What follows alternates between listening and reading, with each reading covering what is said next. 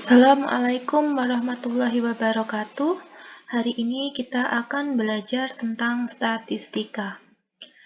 Apa sih statistika itu? Jadi, statistika diartikan sebagai cara-cara ilmiah untuk mengumpulkan, menyusun, meringkas, menyajikan, dan mengolah data untuk kemudian menarik kesimpulan yang teliti dan benar.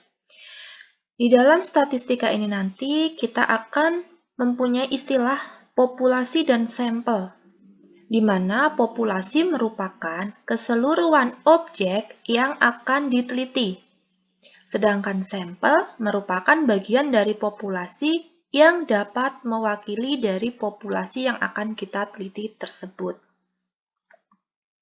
Contohnya seperti ini. Suatu penelitian ingin mengetahui kemampuan matematika program IPA siswa kelas 12 SMA di seluruh Indonesia. Nah, apakah kita akan meneliti semua siswa kelas 12 di seluruh Indonesia? Akan banyak sekali kan? Maka, semua siswa kelas 12 SMA di seluruh Indonesia merupakan populasi.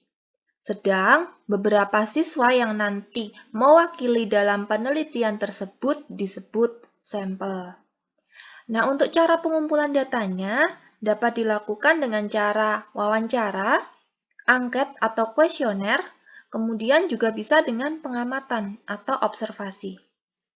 3 cara dalam pengamatan bisa dilakukan dengan cara pengamatan langsung, pengamatan tak langsung, dan juga pengamatan partisipatif. Selanjutnya, menyajikan data dalam bentuk tabel. Jadi, setelah kita mengumpulkan data, kita sajikan, salah satunya dengan bentuk tabel. Contohnya ini, kita melakukan percobaan lempar undi sebuah dadu sebanyak 20 kali. Dan diperoleh data sebagai berikut. Ini ya datanya, 5, 6, 3, dan seterusnya. Ini adalah mata dadu yang muncul ketika kita melemparkan dadu sebanyak 20 kali. Jadi ini ada 21, 2, 3, 4, dan seterusnya. Sampai sini ini ada 20 kali lemparan dadu. Bila data tersebut dinyatakan dalam bentuk tabel, diperoleh data sebagai berikut. Jadi ini yang pertama adalah mata dadu 1. Mata dadu 1 itu muncul berapa kali sih? 1, 2, 3. Kita buat turusnya 1, 2, 3 seperti ini, frekuensi 3. Mata dadu 2 muncul berapa kali? Nah, kalian hitung. Ternyata muncul 5 kali. Dibikin turusnya, kemudian ditulis frekuensinya sampai selesai. Sampai mata dadu 6 muncul 3 kali atau mempunyai frekuensi 3. Nah, tabel ini sering disebut sebagai distribusi frekuensi tunggal. Nah, karena ini tunggal. Nanti kita bandingkan dengan yang satunya. Selain berdistribusi frekuensi tunggal, ada pula distribusi frekuensi bergolong atau berkelompok. Contohnya, ya, berikut adalah skor ulangan matematika dari 36 siswa dengan 40 soal objektif. Nih, siswa absen 1 betul 32. Dan seterusnya sampai hanya betul 24. Nah, ini kita bikin, digolongkan atau dikelompokkan. Yang skornya 11 sampai 15. Ada berapa anak? Kita hitung. Mana yang 11 ini? Masuk ya, 12. Dicari lagi. Nih, 12, 14, dan seterusnya. Ternyata jumlahnya ada 5 anak. Berarti di sini turusnya kita bikin 5, frekuensinya kita tulis 5. Begitu seterusnya sampai yang skornya 36 sampai 40. Ada berapa anak yang skornya seperti ini? Kita cari, ada 36 nih ya, 1, 37, 2, dan seterusnya ternyata nanti ada 4 anak. Nah, ini. Kita bikin kelompok seperti ini. Tabel di samping disebut distribusi frekuensi bergolong atau berkelompok. Nah, sekarang beberapa istilah dalam distribusi frekuensi bergolong atau berkelompok. Ini tadi adalah contoh tabelnya. Ada yang pertama interval kelas. Apa sih interval kelas itu? Nah, interval kelas ada di sini. Data di samping memuat 6 interval kelas nih. 1, 2, 3, 4, 5, 6, ada 6 kelas. Jadi 11 sampai 15 merupakan kelas pertama. 16 sampai 20 kelas kedua dan seterusnya sampai 36 sampai 40 adalah kelas ke-6. Ini adalah interval kelas. Yang kedua adalah batas kelas. Nah, batas kelas itu yang mana? Nih, pada kelas yang pertama saya punya 11 sampai 15 ya. 11 dan 15 merupakan batas kelas yang pertama. Nih. Kemudian 16 sampai 20 adalah batas kelas yang kedua. Nah, batas kelas pun juga ada batas kelas bawah dan batas kelas atas. Contohnya ini, 16. 16 merupakan batas bawah kelas yang kedua. 20 merupakan batas atas kelas yang kedua. Nah, berarti kelas yang ketiganya apa? Kelas ketiga adalah 21 dan 25 batas kelasnya. 21 merupakan batas bawah kelas ketiga, 25 adalah batas atas kelas yang ketiga. Begitu seterusnya. Nanti sambil dicatat, sambil dilengkapi ya, lengkapi data di samping dalam modul matematikanya. Nah, kemudian selain batas kelas ada juga yang namanya tepi kelas. Nih, tepi kelas. Tepi kelas itu yang mana? Tepi kelas itu yang ini. Saya punya kelas yang pertama adalah 11 sampai 15. Batas bawahnya tadi 11, batas atasnya 15. Kalau tepi, ya ini dikurangi setengah. 10,5 merupakan tepi bawah. Kelas pertama, ya nggak? Kemudian tepi atasnya apa? 15 setengah. Jadi ini ditambahi dengan setengah. 15 setengah merupakan tepi atas ini ya harusnya. Ini tepi atas. Oh ya, yang ini. Tepi atas kelas 11 sampai 15. Nah, kemudian yang 16 sampai 20, tepi bawahnya juga berapa ini? 16 dikurangi setengah, 15,5 merupakan tepi bawah kelas 16 sampai 20 atau kelas yang kedua. Kemudian tepi atasnya adalah 20 plus setengah, 20,5 merupakan tepi atas kelas 16 sampai 20. Nanti silahkan dilanjutkan lagi untuk mencari tepi kelasnya. Nah, yang keempat adalah titik tengah.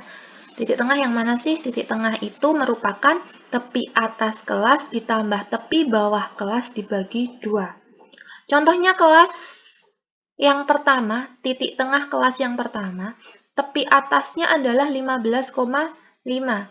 Ditambah tepi bawahnya 10,5.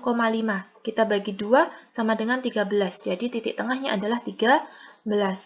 Kemudian titik tengah kelas yang kedua, ada 20,5 tepi atasnya ya. Ditambah tepi bawahnya 15,5 dibagi 2. Jawabannya adalah 18. Nah, nanti silahkan dilanjutkan lagi untuk titik tengah yang lain di modul. Yang selanjutnya adalah luas kelas atau lebar kelas. Luas kelas itu bisa kita peroleh dari tepi atas kelas dikurangi tepi bawah kelas. Nah, jadi di sini luas kelas yang pertama adalah 15,5 tepi atasnya dikurangi dengan 10,5 tepi bawahnya. Berarti luas kelasnya adalah 5. Luas kelas yang kedua juga 5. Nah, nanti dilanjutkan ya. Terus bagaimana cara membuat kelas itu? Jadi untuk membagi data menjadi beberapa kelas, kita menggunakan aturan Sturges. Aturan tersebut dinyatakan bahwa jika data yang diamati banyaknya N dan banyak kelas adalah K, maka banyak kelas dirumuskan nanti sebagai berikut. Nah, nanti contohnya ada di dalam modul, bisa kita pelajari bersama-sama. Nah, untuk penyajian data yang selanjutnya, tadi tabel ya. Kemudian yang selanjutnya adalah histogram. Nah, histogram bentuknya seperti ini ya. Bentuk histogram dari hasil pengolahan data nilai siswa di samping digambarkan sebagai berikut. Nah, misal saya punya nilai 38 sampai 46. Frekuensinya adalah 1. 47 sampai 55. Frekuensinya adalah 5 dan seterusnya. Berarti nanti kita buat seperti ini ya, yang horizontal itu adalah kelasnya, yang vertikal adalah frekuensinya. Kemudian kalian bikin seperti ini. 35 sampai 45 banyaknya frekuensinya adalah 1. 47 sampai 55 frekuensinya adalah 5 dan seterusnya. OGIF, data distribusi frekuensi kumulatif kurang dari atau lebih dari. Jadi OGIF ini nanti ada dua jenis. Ada OGIF kurang dari dan juga OGIF lebih dari. Nah, frekuensi kumulatif disebut OGIF. Kurva frekuensi kumulatif kurang dari disebut dengan OGIF positif. Dan kurva frekuensi kumulatif lebih dari disebut sebagai OGIF negatif. Perhatikan tabel di samping. Jadi saya punya tabel tinggi badan.